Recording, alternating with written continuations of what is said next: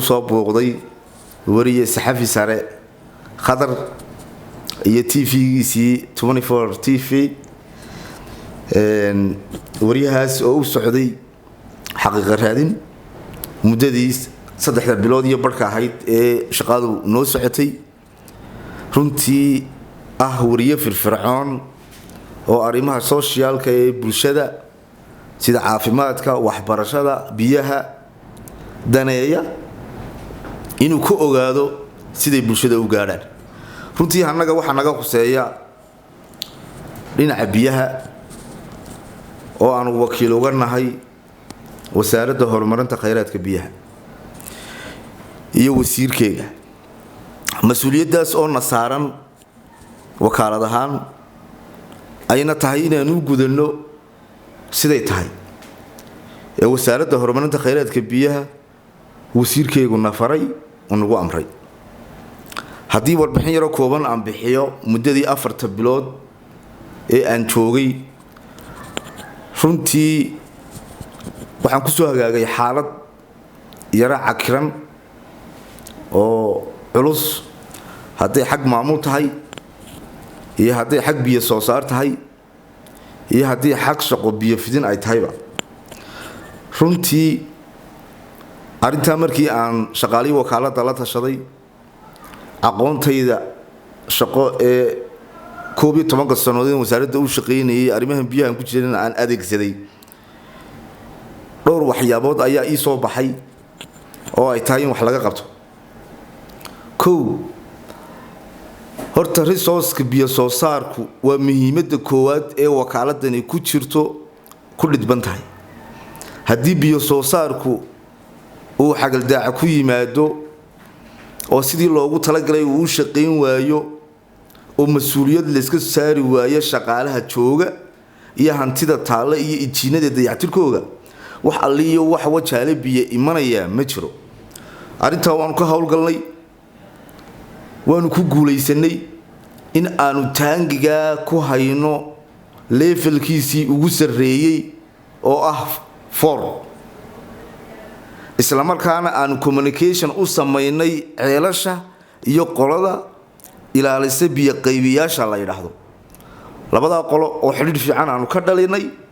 oo qoladana ay report ku bixiyaan taangiga levelkiisii halku marayo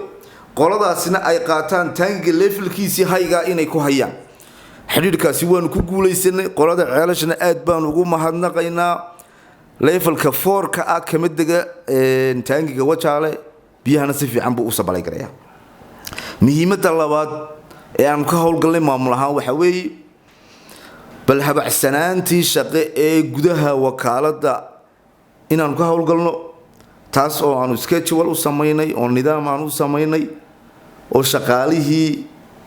aan soo shaqo tagi jirin ay soo shaqo tagaan nin walbana waaxdiisii uu hogaamiyo mas'uuliyadiisii uu qaatay sideedina uga soo baxay taasina waxyaabaha noo hirgalay waxyaabaha kale ii hirgalay waxa kamida shaqaalaha oo bil mushahara leebaan imiday ilaahay uu igu guuleeyo waan siiyay bishoodii mushaarka waxaan u imiday 7 milyan oo shidaal ah oo taagnaa sidii ay ku dhacdayba markaa ku dhacday taana ilaahay uu igu guuleeyay 7 milyan shidaalkaana waan bixiyay haddii shidaalka aanad mas'uuliyad iska saarin wax biyo oo soconaya idna ma jiraan taana ilaahay uu nagu guuleeyay wakaalada dhaqdhaqaaqeegu 100% wuxuu kor u kacaa xaaladda marka ay tahay jiilaalka kor u kaca iyo iibka wakaalada iyo production biyuhu waxay aad u sareeyaan bisha 9aad wixii ka dambeeya bisha 10aad bisha 11aad iyo wixii dhinaca ka xiga oo hadda aynu ku jirno biyo galintuna markaas ay dhaqaaqdaa kaalmaha dadweynuhuna markaas ay dhaqaaqaan wakaaladuna maalintaas ay dhaqaaqdaa ay xaaladdu halka taagan tahay jiilaalka runtii hal injiin baa ka dhaxeeya labada ceelo 160 kVA markaan daraaseeyay waxaan ogaaday in aanu halka injiin aanu ka bixi kareynin xaaladda adag ee wajaale taala runtii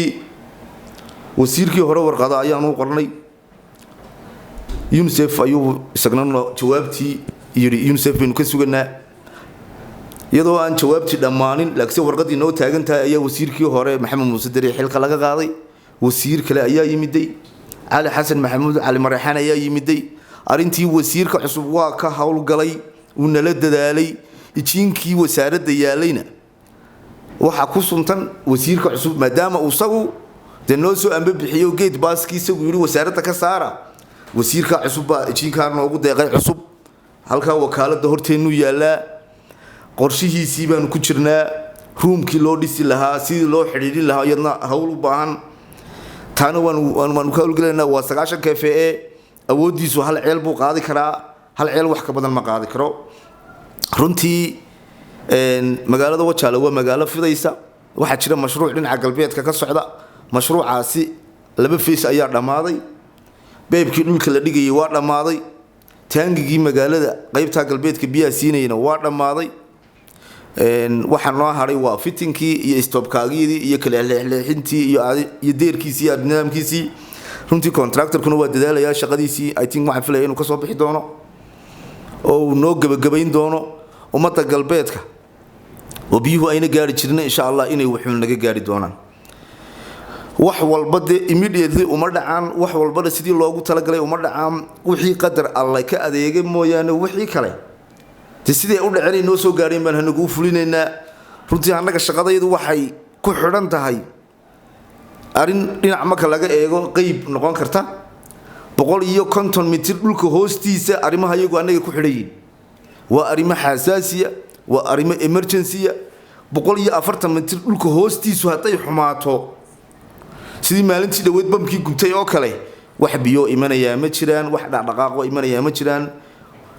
ninkii wakaalad hogaamiyay baana hawl hogaamiyay aniga khibradayda ninkii wakaalad biyood hogaamiyay baa shaqo qabtay dadka kale waa dad iska raaxaystay runtii aanu saas leeyahay wax 150 mitir dhulka hoostiisa ku yaalo oo aanu ka talinayno oo ilaahu og yahay bini aadan ogeyn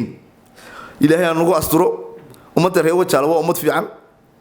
maamulka magaalada waa u mahadnaqaynaa maayarka waa u mahadnaqaynaa maayarku xigeenka waa u mahadnaqaynaa xogayaha waa u mahadnaqaynaa waan dhiman dhalinyar ah si fiican bay noola shaqeeyaan wada shaqeyn fiican baanu leenahay aad iyo aad bay nimankaasina u mahadsan yihiin community-ga reer wajaale aad bay u mahadsan yihiin waa dad og value iyo qiimaha ay leeyihiin biyuhu dad dhib badan ma aha